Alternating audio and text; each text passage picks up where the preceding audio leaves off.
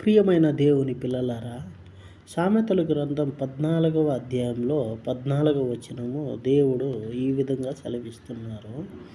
భక్తి విడిచిన వాని మార్గములో వానికే వెక్కసమగును, మంచి వాని స్వభావం వానికి సంతోషమిచ్చును.